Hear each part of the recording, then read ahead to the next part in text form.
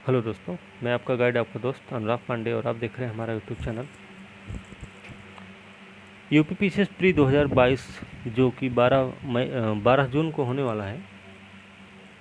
और आप लोगों को पता है, जो कि पेपर देते हैं उनको पता है कि एग्ज़ाम से पहले कुछ दिन पहले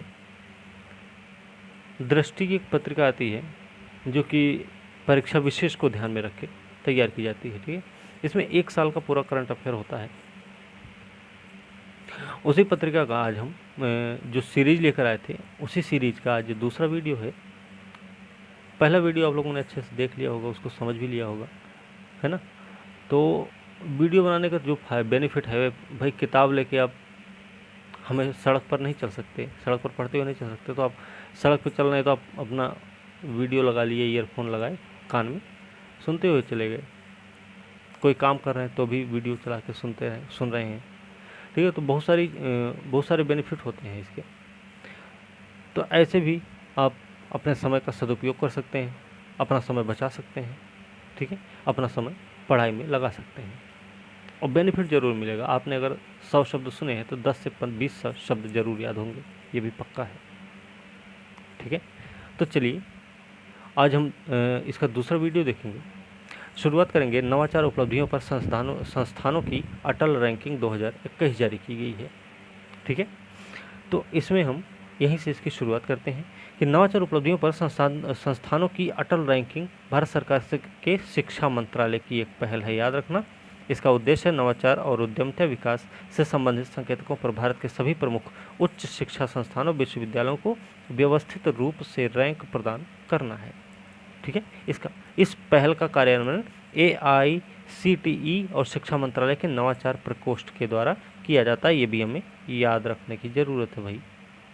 स्मरणीय तथ्य देख लेते हैं कि 29 दिसंबर 2021 को केंद्रीय शिक्षा मंत्रालय द्वारा ARIIA 2021 परिणामों की घोषणा की गई है। ये तीसरा संस्करण है। ध्यान रखना है कि इसमें मतलब उल्लेखनीय ये होगा कि ARIIA पहला संस्करण कब जारी हुआ? अप्रैल 2019 को, और दूसरा हुआ था अगस्त 2020 को। संस्करण में गैर तकनीकी संस्थानों के लिए एक विशेष फ्रेमवर्क शुरू किया गया है। ठीक है, ये भी हमें याद रखना कि भाई 1438 संस्थानों की भागीदारी इसमें रही है। दूसरा संस्करण कुल 674 संस्थान रहे और इस बार कितने हैं? 1438 संस्थान इसमें शामिल हैं। इसमें तकनीकी गैर तकनीकी दो भागों में विभाजित किया गया इसे। और याद रखना, इसके अनुसार IIT मद्रास ने को लगातार तीसरे वर्ष सबसे नवाचार शिक्षण संस्थान का दर्जा प्राप्त हुआ है। किसको? IIT मद्रास को। ठीक है, इसे CFTIs केंद्रीय वित्त पोषित तकनीकी संस्थान, केंद्रीय विश्वविद्यालय, राष्ट्रीय महत्व के संस्थान श्रेणी में रैंक दी गई। ठीक है, अब श्रेणीवार उच्च शिक्षा संस्थानों की रैंकिंग देख लें तो केंद्र वित्त पोषित तकनीकी संस्थान, केंद्रीय विश्वविद्यालय, राष्ट्रीय महत्व के संस्थान, इसमें शीर्ष 5 संस्थान हैं। तो कौन कौन से भाई? तो शीर्ष 5 में भारतीय प्रौद्योगिकी संस्थान मतलब IIT मद्रास तमिलनाडु पहली रैंक है, दूसरी है IIT बॉम्बे महाराष्ट्र दूसरी रैंक, और IIT दिल्ली तीसरी रैंक है, IIT कानपुर का चौथा स्थान है, और 5वां स्थान है भैया IIT रुड़की का। ठीक है, उत्तर प्रदेश का याद रखना है। IIT कानपुर उत्तर प्रदेश में पहला है। वैसे ओवरऑल रैंकिंग में चौथा स्थान है। राज्य विश्वविद्यालय, डीम्ड विश्वविद्यालय के बारे में देख लें तो पंजाब विश्वविद्यालय पहला रैंक है, दूसरे पे दिल्ली प्रौद्योगिकी विश्वविद्यालय है, तीसरे पर नेताजी सुभाष चंद्र बोस प्रौद्योगिकी विश्वविद्यालय, चौथे पर चौधरी चरण सिंह हरियाणा कृषि विश्वविद्यालय है, और 5वें पर है भैया अविनाशी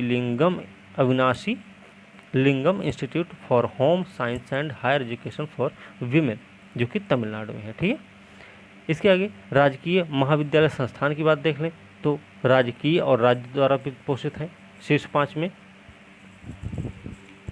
अभियांत्रिकी महाविद्यालय पुणे को पहला स्थान मिला, PSG प्रौद्योगिकी महाविद्यालय तमिलनाडु को दूसरा, तीसरा स्थान LD अभियांत्रिकी महाविद्यालय गुजरात को मिला, चौथा मिला है चौथे स्थान पर त्यागराजर अभियांत्रिकी महाविद्यालय का रहा है, तमिलनाडु में है, और 5वें स्थान पर है वीर माता जीजाबाई प्रौद्योगिकी संस्थान महाराष्ट्र को मिला हुआ है। ठीक है, महाविद्यालय डीम्ड विश्वविद्यालय में शीर्ष स्थान है विश्वविद्यालय और डीम्ड विश्वविद्यालय में Kalinga institute of industrial technology Khordha, जो कि ओडिशा में है।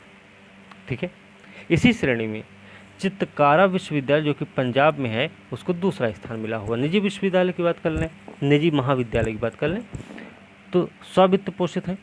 तकनीकी श्रेणी में देखें तो GH राय सोनी अभियांत्रिकी महाविद्यालय महाराष्ट्र को पहला और RMK अभियांत्रिकी महाविद्यालय तमिलनाडु को दूसरा स्थान मिला। ठीक है, गैर तकनीकी विश्वविद्यालयों को भी दो श्रेणी में विभक्त किया गया है। तो राष्ट्रीय महत्व के संस्थान जो हैं केंद्रीय विश्वविद्यालय केंद्रीय वित्त पोषित हैं। गैर तकनीकी में इसमें पहले स्थान पर है इंदिरा गांधी राष्ट्रीय मुक्त विश्वविद्यालय इग्नू दिल्ली का, और दूसरे स्थान पर है भारतीय प्रबंधन संस्थान कोझिकोड का। सामान्य गैर तकनीकी श्रेणी में देखें तो भारतीय उद्यमशीलता विकास संस्थान गुजरात शीर्ष पर रहा है, और श्री नारायण कॉलेज केरल दूसरे पर, तीसरे पर महात्मा गांधी विश्वविद्यालय केरल तीसरे स्थान पर रहा है। ठीक है, इसमें उत्तर प्रदेश की स्थिति अगर हम देखें तो उत्तर प्रदेश की स्थिति अगर हम देख लें तो इसमें IIT कानपुर चौथे पर रहा है, Motilal Nehru national institute of technology Prayagraj 10वें स्थान पर रहा है। स्वित्त पोषित निजी विश्वविद्यालय डीम्ड विश्वविद्यालय की बात करें तो इसमें MIT विश्वविद्यालय नोएडा 9वें स्थान पर। निजी महाविद्यालय स्वित्त पोषित जो हैं तकनीकी वर्ग के में KIIT समूह संस्थान उत्तर प्रदेश का तीसरा स्थान है।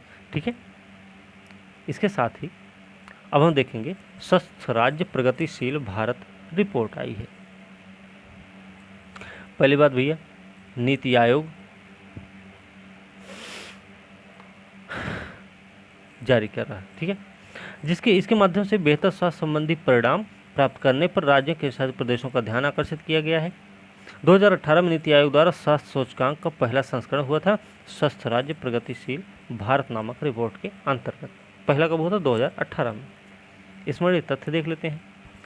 27 दिसंबर 2021 को नीति आयोग के द्वारा जारी किया गया है। ठीक है, ये चीज़ याद रखनी है, और याद रखना ये चौथा संस्करण है। ठीक है, कौन सा? चौथा संस्करण है। एक चीज़ और याद रखना, विश्व बैंक के तकनीकी सहयोग और केंद्रीय स्वास्थ्य परिवार कल्याण मंत्रालय भारत सरकार के परामर्श से नीति आयोग द्वारा विकसित किया गया है। इसमें राज्य के शासित प्रदेशों के स्वास्थ्य परिणामों में उनके विद्यमान परिवर्तन, वर्ष दर वर्ष प्रगति और समग्र प्रदर्शन, वर्तमान प्रदर्शन के आधार पर रैंक दी गई है। ठीक है, ये चीज़ भी हमें याद रखनी है। इसमें एक चीज़ ये याद रखना है कि 24 संकेतक इसमें रहे हैं भाई। ठीक है, ये 3 श्रेणी में, बड़े राज्य, छोटे राज्य, केंद्र शासित प्रदेश, 3 श्रेणी है, ये भी हमको ध्यान रखना है। इसमें एक और चीज़ याद रखना है कि 3 वर्ग हैं, फ्रंट रनर, अचीवर्स और एस्पिरेंट। ठीक है, ये भी याद रखना है। अब इसमें एक चीज़ ये ध्यान रखना है कि संदर्भ वर्ष 19-20 के लिए बड़े राज्यों में केरल, तमिलनाडु, तेलंगाना का पहला, दूसरा, तीसरा स्थान है, जबकि समग्र प्रदर्शन दृष्टि से केरल को लगातार चौथी बार सर्वश्रेष्ठ प्रदर्शन राज्य घोषित किया गया है। ठीक है, 5 बड़े राज्यों का वो देख ले भैया, तो इसमें पहला स्थान केरल का, दूसरा है तमिलनाडु, तीसरा तेलंगाना, चौथा आंध्र प्रदेश, 5वां महाराष्ट्र का है। ठीक है, और 2019-20 के समग्र प्रदर्शन दृष्टि बड़े राज्यों में अंतिम स्थान 19वां स्थान है उत्तर प्रदेश का, बिहार का है भैया 18वां स्थान, मतलब बिहार का यूपी से आगे है स्थान। ठीक है, जबकि बड़े राज्यों में उत्तर प्रदेश, आसाम और तेलंगाना वार्षिक वृद्धिशील प्रदर्शन के आधार पर की दृष्टि में शीर्ष 3 राज्य, मतलब उत्तर प्रदेश का वृद्धिशील प्रदर्शन में उत्तर प्रदेश का पहला स्थान, दूसरा स्थान आसाम का, तीसरा तेलंगाना का आता है। ठीक है, शीर्ष 5 छोटे राज्य देख लें तो मिजोरम पहला, दूसरा त्रिपुरा, तीसरा सिक्किम, चौथा गोवा, 5वां मेघालय का आता है। ठीक है, चलिए आगे देखते हैं हिमाचल प्रदेश की जल विद्युत परियोजनाएं भाई, इसके बारे में थोड़ा देख लें। तो हिमाचल प्रदेश की जल विद्युत परियोजनाएं हैं इसमें 5 परियोजनाएं हैं। ठीक है, 11,581 करोड़ की हैं जल विद्युत परियोजनाएं, तो इनके बारे में थोड़ा सा देख लेते हैं। रेणुका जी बांध परियोजना है, सिरमौर जिला में है, गिरी नदी पर है। ठीक है, गिरी कहाँ है? यमुना की सहायक है भैया। ठीक है, ये हमें याद रखना है। रेणुका जी बांध के भंडारी जल का उपयोग हथिनी कुंड बैराज के माध्यम से उत्तर प्रदेश, हरियाणा और एनसीआर दिल्ली द्वारा किया जाएगा। ठीक है, आगे देखते हैं। एक चीज़ ये याद रखना कि यहाँ पर वजीराबाद बैराज है, इसके माध्यम से एनसीआर दिल्ली को और ओखला बैराज के माध्यम से उत्तर प्रदेश, हरियाणा और राजस्थान को जल प्राप्त होगा। किससे किससे प्राप्त होगा ये भी आपको पता हो गया। ठीक है, किससे किसको मिलेगा। आगे देख लेते हैं कि लुहरी चरण 1 कहाँ है? रन ऑफ द रिवर परियोजना पर आधारित है। कुल्लू शिमला जिले में है, सतलज नदी पर है, क्षमता है 210 मेगावाट।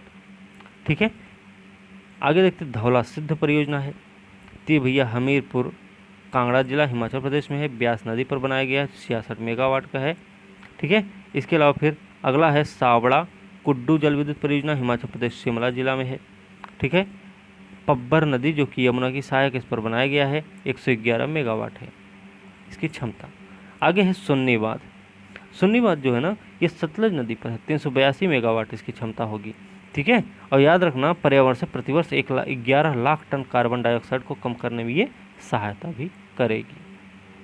सुशासन सूचकांक जारी हुआ 2020-21, इसके बारे में देख लेते हैं भाई। सुशासन सूचकांक 2021 सभी राज्य केंद्र शासित प्रदेशों के प्रशासन की स्थिति के आकलन, उनकी सरकारों द्वारा उठाए गए विभिन्न कदमों के प्रभाव से अवगत होने का एक रूप साधन है ये। ठीक है, सुशासन सूचकांक जो है ना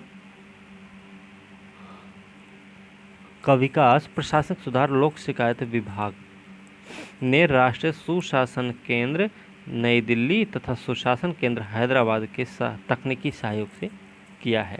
ठीक है, किसने किया? प्रशासनिक सुधार लोक शिकायत विभाग ने किया है, राष्ट्रीय सुशासन केंद्र दिल्ली और सुशासन केंद्र हैदराबाद के तकनीकी सहयोग से किया है। ये बात हमें याद होगी। आगे देखते हैं कि यह दूसरा संस्करण भैया ध्यान रखना है। सुशासन दिवस के अवसर पर कब मनाया जाता है भैया? 25 दिसंबर को। ठीक है, इसमें राज्यों के शासित प्रदेशों को 4 श्रेणियों में बांटा गया। कौन कौन से हैं भैया?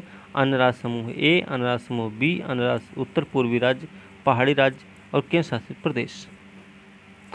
याद रखना इसमें जम्मू कश्मीर जो कि संघ शासित प्रदेश है, पूर्वोत्तर पहाड़ी राज्य श्रेणी में शामिल है। ठीक है, 10 प्रशासनिक क्षेत्र में विस्तृत 58 संकेतकों के आधार पर जारी हुआ है। ए, समूह ए में गुजरात है पहले स्थान पर, समूह बी में मध्य प्रदेश है, पूर्वोत्तर पहाड़ी राज्य में देखें हिमाचल प्रदेश है और केंद्र शासित प्रदेश में दिल्ली शीर्ष पर रहा है। समूह ए में कौन है? केरल है, नहीं, समूह ए में गुजरात है, समूह बी में मध्य प्रदेश है, पूर्वोत्तर पहाड़ी राज्य में देखें तो हिमाचल प्रदेश है और दिल्ली जो है उसमें आता है, केंद्र शासित प्रदेश में आता है। सुशासन के 10 क्षेत्र भी हैं। कौन कौन से हैं उसके 10 क्षेत्र भाई? वो थोड़ा हमें 10 क्षेत्र याद रखने हैं। कौन कौन सा है? तो कृषि संबद्ध क्षेत्र है, वाणिज्य उद्योग है, मानव संसाधन विकास है, सार्वजनिक स्वास्थ्य है, सार्वजनिक बुनियादी ढांचा जन सुविधा उपयोगिता है, आर्थिक शासन है, सामाजिक कल्याण विकास है, न्यायिक और सार्वजनिक सुरक्षा है, पर्यावरण है और नागरिक केंद्रित शासन है इसमें। ठीक है, संयुक्त रैंकिंग में समूह बी के कुल 8 राज्यों में उत्तर प्रदेश का 5वां स्थान समूह बी में। ठीक है, ये बात हमें याद रखनी है। 8 राज्य हैं समूह बी में, इसमें उत्तर प्रदेश का 5वां स्थान है। ठीक है, चलिए महिलाओं के लिए विवाह की न्यूनतम आयु में वृद्धि कर दी गई है। ठीक है, इसमें कुछ विशेष नहीं ध्यान रखना है। 21 वर्ष हो गई है, लड़कियों की 18 कर दी गई। 1978 में वैसा हुआ था। ठीक है, अब वो 21 हो गई है। ठीक है, इसमें सरयू नहर राष्ट्रीय परियोजना पर देख लेते हैं बात। 1974 में सरयू नहर परियोजना की परिकल्पना लेफ्ट बैंक घाघरा नहर परियोजना के रूप में की गई थी। ठीक है, इसके बारे में स्मरणीय तथ्य थोड़ा हम देख लेते हैं। 11 दिसंबर 2021 को उत्तर प्रदेश का बलरामपुर जिले से सरयू नहर राष्ट्रीय परियोजना का उद्घाटन किया गया। कहाँ से भैया? उत्तर प्रदेश के बलरामपुर जिले में। ठीक है, उत्तर प्रदेश में मानसून के दौरान घाघरा नदी के अधिशेष जल का सिंचाई हेतु उपयोग करने के लिए इसको डिजाइन किया गया है। ठीक है, दूसरी चीज ध्यान रखना, उद्देश्य क्षेत्र के जल संसाधनों का कुशलतम उपयोग सुनिश्चित हो सके। इसमें 5 नदियां शामिल हैं, कौन कौन सी हैं? घाघरा, सरयू, राप्ती, बाणगंगा, रोहिणी को जोड़ा जाएगा। ठीक है, 3 चरणों में होगा, पहला चरण, दूसरा और तीसरा चरण है। ठीक है, इसे राष्ट्रीय परियोजना घोषित किया गया कब? 2012 में किया गया था। अब ये याद रखना कि महोबा में, भाई यूपी की बात है तो महोबा में विभिन्न परियोजनाएं हैं। कौन कौन सी हैं? अर्जुन सहायक परियोजना, रतौली वियर, भावनी बांध, मझगांव चिल्ली स्प्रिंकलर परियोजना, ये सब कहाँ है? महोबा में है। ठीक है, इससे लाभ किसको किसको होने वाला? महोबा, हमीरपुर, बांदा और ललितपुर को लाभ होने वाला है। ठीक है, पेयजल भी उपलब्ध करवाया जाएगा। इसके साथ साथ याद रखना, ये जो सरयू नहर परियोजना है ना, इससे उत्तर प्रदेश पूर्वांचल के 9 जिले लाभान्वित होंगे। कौन कौन से 9 जिले हैं? बहराइच है, श्रावस्ती है, बलरामपुर, गोंडा, सिद्धार्थनगर, बस्ती, संत कबीर नगर, गोरखपुर और महाराजगंज लाभान्वित होने वाले हैं। अब झांसी में भी कुछ परियोजनाएं हैं भाई, कौन कौन सी हैं उनका थोड़ा ध्यान रखें। तो वहाँ पर मतलब झांसी में 19 नवंबर 2021 को 600 megawatt ultra mega solar power park का उद्घाटन हुआ है। 3000 करोड़ रुपए से अधिक की लागत है इसमें। सस्ती विद्युत ग्रिड स्थिरता जैसे दोहरे लाभ मिलेंगे। झांसी में अटल एकता पार्क का उद्घाटन किया गया, ये भी हमें ध्यान रखना है। ठीक है, और ये जो पार्क है ना, ये 40,000 वर्ग मीटर क्षेत्र में होगा। ठीक है, यहाँ पर अटल बिहारी वाजपेयी की प्रतिमा को प्रख्यात शिल्पकार है राम सुतार ने निर्मित किया है। ठीक है, ये भी हमें पॉइंट याद रखना है। इंडिया स्किल्स रिपोर्ट देख लेते हैं। ज़्यादा लंबी वीडियो नहीं होगी, करीब 30 से 35 मिनट वीडियो बनाएंगे लंबी बस। चलिए इंडिया स्किल्स रिपोर्ट देख ले भाई। डिजिटल प्रौद्योगिकी के इस दौर में आज चतुर्थ औद्योगिक क्रांति की बात हो रही है, तो साइबर भौतिक प्रणालियों, इंटरनेट ऑफ थिंग और नेटवर्क प्रणाली पर आधारित होगी। ऐसी स्थिति में आज नियोक्ताओं द्वारा कौशलपूर्ण भावी मांग के अनुसार तैयार कर्मचारियों को ही वरीयता दी जा रही है। ठीक है, स्मरणीय तथ्य देख लेते हैं। चलिए, 9 दिसंबर 2021 को नई दिल्ली में इंडिया स्किल्स रिपोर्ट जारी की गई है। कहाँ? नई दिल्ली में। ये भैया 9वां संस्करण है। 28 राज्य, 8 संघ शासित प्रदेश के 3 लाख से अधिक छात्रों और 150 से अधिक नियोक्ताओं का सर्वेक्षण के आधार पर तैयार किया गया इसे। इंडिया स्किल्स रिपोर्ट 2 पृथक गतिविधियों, कौन सा? वी बॉक्स राष्ट्रीय नियोजनीयता परीक्षण और इंडिया हायरिंग इंटेंट सर्वे का सम्मेलन है। ठीक है, समामेलन है। इसमें 2022 जो है वी बॉक्स, पीपुल स्ट्रांग और भारतीय उद्योग परिसंघ की संयुक्त पहल। किसकी? वी बॉक्स का, पीपुल्स स्ट्रांग का और CII भारतीय उद्योग परिसंघ का संयुक्त पहल है। याद रखना इसको तैयार करने में संयुक्त राष्ट्र विकास कार्यक्रम UNDP, AICTE अखिल भारतीय तकनीकी शिक्षा परिषद, MSDE सनस्टोन एड्यूवर्सिटी, ठीक है, ASAP केरल तथा भारतीय विश्वविद्यालय संघ द्वारा भी सहयोग दिया गया है। तो सहयोगी कौन कौन है, ये थोड़ा हमें ध्यान में रखना है। रिपोर्ट के अनुसार समग्र नियोजनीयता में वृद्धि दर्ज की गई है। ठीक है, अब भाई रिपोर्ट के अनुसार बैंकिंग, वित्तीय सेवा और बीमा, software, hardware, IT, pharma, internet, business क्षेत्र सर्वाधिक नियोजन करने वाले क्षेत्रों के शीर्ष पर है। सर्वाधिक नियोजन गतिविधि वाले संभावना वाले जो 3 राज्य हैं, उसमें महाराष्ट्र का नंबर है पहला, दूसरा है कर्नाटक, तीसरा हो गया तमिलनाडु का नंबर हो गया। उच्चतम नियोजनीयता वाले शीर्ष 5 राज्य हैं भैया, तो महाराष्ट्र पहले नंबर पर, दूसरे पर उत्तर प्रदेश, तीसरे पर केरल, चौथे पर पश्चिम बंगाल और कर्नाटक है 5वें नंबर पर। उच्चतम नियोजनीयता वाले 5 शहर, अभी तक राज्य देखे तब शहर भी देख लें भैया। पुणे है, दूसरे नंबर पर लखनऊ हमारा आ जाएगा, उत्तर प्रदेश की राजधानी है, तीसरे पर त्रिवेंद्रम, चौथे पर कोलकाता और बेंगलुरु है 5वें स्थान पर। ठीक है, चलिए लगभग राज्यों के अनुसार ही शहर हैं, थोड़ा हमें याद रखना है बस। ठीक है, चलिए केन बेतवा लिंक परियोजना देख लेते हैं। अब ये क्या भाई, इसके बारे में भी देख लेते हैं थोड़ा सा कि विश्व जल दिवस कब मनाया जाता है? 22 मार्च को। इसी अवसर पर प्रधानमंत्री की उपस्थिति में केंद्रीय जल शक्ति मंत्रालय और उत्तर प्रदेश तथा मध्य प्रदेश सरकार के मध्य ऐतिहासिक त्रिपक्षीय समझौता ज्ञापन हस्ताक्षरित हुआ है। ठीक है, चलिए तो इसमें थोड़ा स्मरणीय तथ्य देख लेंगे। अब इसमें 2 नदियां हैं भाई, केन बेतवा लिंक परियोजना है तो 2 ही नदियां जोड़ी जाएंगी। स्मरणीय तथ्य के रूप में याद रखें तो केंद्रीय मंत्रिमंडल ने केन बेतवा नदियों को परस्पर जोड़ने की परियोजना के वित्त पोषण कार्यान्वयन को मंजूरी दी कब? 8 दिसंबर को। ये परियोजना राष्ट्रीय परिप्रेक्ष्य योजना के तहत देश की पहली राष्ट्रीय परिप्रेक्ष्य योजना के तहत नेशनल पर्सपेक्टिव प्लान के तहत देश की पहली नदी जोड़ो परियोजना है। NPP का फुल फॉर्म याद रखना थोड़ा सा, ठीक है। इसके तहत क्या होगा? जल अधिक केन का पानी बेतवा में जाएगा। भैया केन का पानी बेतवा में जाएगा, ठीक है, ध्यान रखना। छोटे का बड़े में जाएगा, 2 से 3 में जाएगा, ये बात हमको याद रखना है। क्रम चला लेना 1 2 3 4 ऐसे करके, तो 2 के बाद 3 आएगा, ठीक है। 2 से छोटे तो 3 में पहुँचेगा। ये दोनों ही नदियाँ यमुना की सहायक हैं, ध्यान रखना इसको। और याद रखना इसके तहत छतरपुर जिला जो कि मध्य प्रदेश में है, यहाँ पे दौधन गांव में केन नदी पर एक बांध का निर्माण होगा और जल को एक नहर के माध्यम से बेतवा नदी में भेजा जाएगा। इसमें 2 चरण होगा, 2 चरणों में काम पूरा होगा। पहला चरण होगा दौधन बांध power house Ken Betwa link नहर का निर्माण होगा। दूसरे में लोअर उर बांध कोठा बैराज और बीना संकुल परियोजना का निर्माण किया जाएगा। इसके कार्यान्वयन के लिए Ken Betwa link project authority नामक विशेष प्रयोजन वाहन की स्थापना भी की जाएगी, ठीक है। इसमें जो थोड़ा सा याद रखने वाली बात है ये है कि इससे लाभान्वित होने वाले जिले हैं। उत्तर प्रदेश में देखें तो बांदा है, महोबा है, झांसी, ललितपुर है। मध्य प्रदेश में कौन कौन सा है? MPPCS भी होने वाला है, थोड़ा ध्यान रखना। तो कौन कौन सा? पन्ना, टीकमगढ़, छतरपुर, सागर, दमोह, दतिया, विदिशा, शिवपुरी और रायसेन है, ठीक है। केन बेतवा नदी के बारे में थोड़ा सा देख लेते हैं, इनका उद्गम के बारे में। केन नदी मध्य प्रदेश उत्तर प्रदेश के मध्य एक अंतर्राज्यीय नदी है, ध्यान रखना। उद्गम इसका होता है भैया कटनी जिला में अहिरगावन गांव में।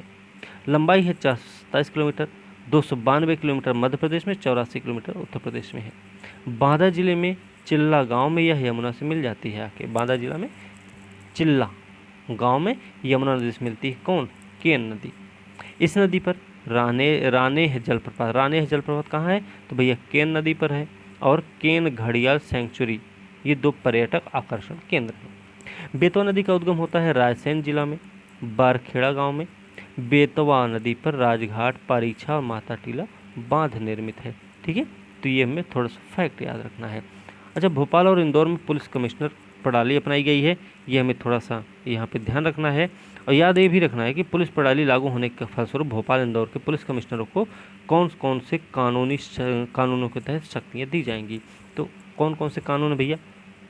पुलिस अधिनियम 1861, बंदी अधिनियम 1900, विष अधिनियम 1919, पॉइजन एक्ट, अनैतिक व्यापार निवारण अधिनियम 1956, गैर कानूनी गतिविधि रोकथाम अधिनियम 1967, मोटर वाहन अधिनियम 1988 और मध्य प्रदेश राज्य सुरक्षा अधिनियम 1990 तथा आधिकारिक गोपनीयता अधिनियम 1926 के तहत। जबकि उत्तर प्रदेश में 4 जिले हैं जो कि पुलिस कमिश्नर प्रणाली लागू हुई है। 4 जिलों में कौन कौन से 4 जिले हैं? वो भैया लखनऊ है, गौतम बुद्ध नगर है, वाराणसी है और कानपुर। ये 4 जिले उत्तर प्रदेश के हैं, इनके बारे में भी हमको याद रखना है, ठीक है। आगे चलते हैं। भारत की पहली ग्रीन हाइड्रोजन माइक्रोग्रिड परियोजना, ठीक है, तो इसके बारे में देखना है हमें। तो बजट 2021-22 में केंद्र सरकार राष्ट्रीय हाइड्रोजन ऊर्जा मिशन की घोषणा की थी। कब भैया हुआ था? बजट 2021-22 में, ठीक है। इसके बाद स्मरणीय तथ्य थोड़ा देख लेते हैं। NTPC लिमिटेड ने Bloom energy India private limited, Bloom energy पूर्ण स्वामित्व वाली इकाई है, के साथ गठबंधन की घोषणा की। किसने? NTPC ने। गठबंधन जो है NTPC सिमहाद्री जो कि आंध्र प्रदेश स्थित भारत की पहली हरित हाइड्रोजन माइक्रोग्रिड परियोजना हेतु किया गया। इसके तहत देश की पहली हरित हाइड्रोजन आधारित ऊर्जा भंडारण परियोजना के लिए ब्लूम एनर्जी के इलेक्ट्रोलाइजर तथा हाइड्रोजन चालित ईंधन सेल प्रौद्योगिकियों का चयन किया गया है, ठीक है। इसके तहत क्या क्या होगा? इसके तहत निकटवर्ती तैरते सौर संयंत्र द्वारा उत्पादित नवीकरणीय विद्युत से इलेक्ट्रोलाइजर के प्रयोग द्वारा हरित हाइड्रोजन का उत्पादन होगा। ठीक है, इस कार्बन उदासीन विद्युत से सिमहाद्री स्थित एनटीपीसी गेस्ट हाउस को ऊर्जा दी जाएगी। विश्व की सबसे बड़ी हरित हाइड्रोजन आधारित ऊर्जा भंडारण परियोजनाओं में से एक है। यह याद रखना कि 2070 तक शून्य कार्बन उत्सर्जन का लक्ष्य प्राप्त करने और लद्दाख को कार्बन शून्य क्षेत्र बनाने के प्रधानमंत्री के दृष्टिकोण के अनुरूप है। ठीक है, आगे देखते हैं। पोचमपल्ली गांव है सर्वश्रेष्ठ पर्यटन गांव बन गया। संयुक्त राष्ट्र विश्व पर्यटन संगठन की एक पहल है सर्वश्रेष्ठ पर्यटन गांव। ठीक है, इसके अंतर्गत उन गांवों को मान्यता दी जाती है जो पर्यटन को अपने विकास कल्याण का सुदृढ़ संचालक बनाने हेतु प्रतिबद्ध होते हैं। यह पहल गांव उनकी प्राकृतिक छवि, प्राकृतिक सांस्कृतिक विविधता, पाक कला सहित स्थानीय मूल्यों गतिविधियों के संरक्षण में पर्यटन के महत्व को रेखांकित करती है। याद रखना, UNWTO की महासभा का 24वां सत्र था, मैड्रिड स्पेन में आयोजित हुआ है। कब से कब तक? 30 नवंबर से 3 दिसंबर के बीच में। इसी के दौरान 5 वैश्विक क्षेत्रों में स्थित 32 देशों के कुल 44 गांवों को ये दर्जा दिया गया है। 44 सर्वश्रेष्ठ पर्यटन गांव में भारत का पोचमपल्ली भी शामिल हुई है। पोचमपल्ली कहाँ है? तेलंगाना के नलगोंडा जिला में स्थित है। ठीक है, भारत के सिल्क शहर के नाम से इसको जाना जाता है। इन साड़ियों को कहा जाता है इकत कहा जाता है भैया। ठीक है, अनूठी शैली में बुना जाता है इनकी साड़ियों को। पोचमपल्ली की इकत शैली को 2004 में GI टैग भी मिला हुआ है। पोचमपल्ली गांव की इकत शैली है जिसको GI टैग दिया गया है। पोचमपल्ली याद रखना भूदान आंदोलन के लिए भी प्रसिद्ध रहा है भाई।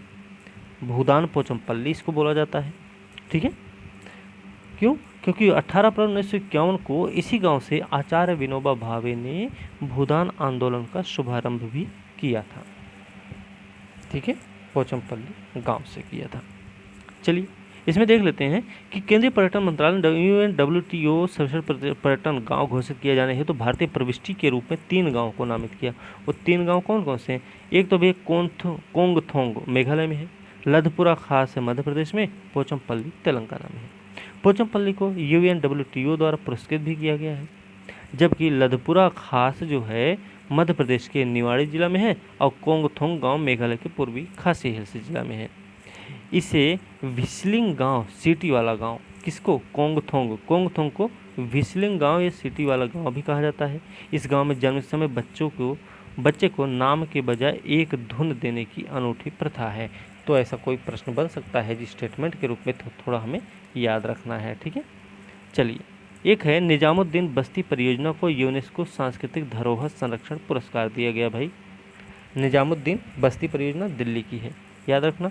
दिल्ली स्थित ऐतिहासिक निजामुद्दीन बस्ती समुदाय के समग्र शहरी पुनरुद्धार की एक परियोजना को यूनेस्को द्वारा पुरस्कृत किया गया है।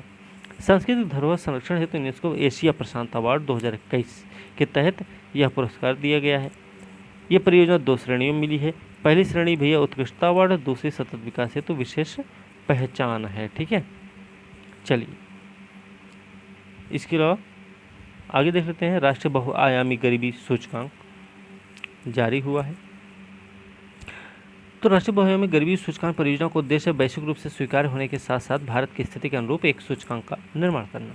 उद्देश्य क्या है कि वैश्विक MPI रैंकिंग्स में भारत की स्थिति में सुधार करना है। ठीक है, बहुआयामी गरीबी सूचकांक के कार्यान्वयन के लिए नीति आयोग नोडल मंत्रालय है भैया। इसका नीति आयोग क्या है? नोडल मंत्रालय है। MPI के लिए नोडल मंत्रालय के रूप में नीति आयोग है। वैश्विक MPI का प्रकाशन करने वाले एजेंसियों यथा कौन कौन सी? OPHI Oxford poverty and human development initiative UNDP के साथ समन्वय करने हेतु उत्तरदायी है। ठीक है, इसमें राज्य केंद्र शासित प्रदेशों के उनके निष्पादन के आधार पर रैंकिंग तैयार करने का उत्तरदायित्व भी नीति आयोग का ही है। राष्ट्रीय MPI विकसित करने के अंतर मंत्रालयी प्रयास को संस्थानिक दर्जा प्रदान करने के लिए नीति आयोग ने MPI-ICC multi dimensional poverty index coordination committee का गठन हुआ है, जिसमें 12 मंत्रालय और विभाग शामिल हैं। ठीक है, नीति आयोग ने जारी किया भैया, याद रखना।